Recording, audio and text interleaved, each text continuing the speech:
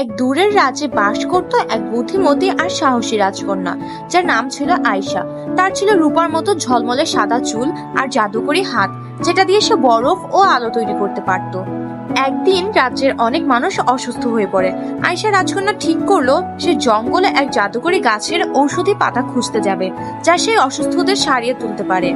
জঙ্গলে ঢোকার পর সে অনেক পশু পাখির সঙ্গে দেখা পেল। সে এক হারিয়ে যাওয়া হরিণ ছানাকে পথ দেখিয়ে দিল আর গাইতে থাকা পাখিদের সঙ্গে নাচতেও লাগলো। কিন্তু সেই জঙ্গল শুধু সুন্দরী ছিল না, সেখানে বিপদও লুকিয়েছিল।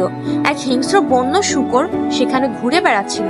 আয়শা মনে করলো তার মায়ের শেখানো কথা, যখন বিপদ আসবে ভয় না পেয়ে ঠান্ডা মাথায় ভাববে। হিংস্র প্রাণীর সামনে দৌড়ালে বা চিৎকার করলে ওরা আরো হিংস্র হয়ে পড়ে। বরং শান্ত থেকো, ওর চোখের দিকে তাকাও, ধীরে ধীরে পেছনে সরে যাও। ঠিক তখনই একটা বনো শূকর বেরিয়ে এলো ঝোপের ভিতর থেকে। তার চোখ জল করছে, খুবই রেগে আছে সে।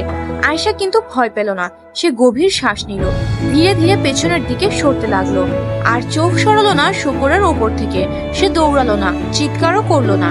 একটা বড় গাছের আড়ালে সে নিরাপদে চলে গেল। তারপর গাছের পাশ দিয়ে ধীরে ধীরে হেঁটে একটা নদীর ধারে পৌঁছে গেল। জলের শব্দে তার পায়ের আওয়াজ চাপা পড়ে গেল, আর সে সাবধানে হাঁটতে হাঁটতে এগিয়ে চলল। অবশেষে জঙ্গলের এক গভীর কোণায় সে সেই জাদুকরি ভেষজ গাছ খুঁজে পেল। গাছের পাতাগুলো জল করছিল, আর সেই পাতা নিয়েই সে নিরাপদে রাজ্যে ফিরে এলো। রাজ্যে ফিরে এসে আয়শা সেই ঔষধে অনেক অসুস্থ মানুষকে সারিয়ে তুলল। তার সাহস ও বুদ্ধির জন্য সবাই তার প্রশংসা করলো।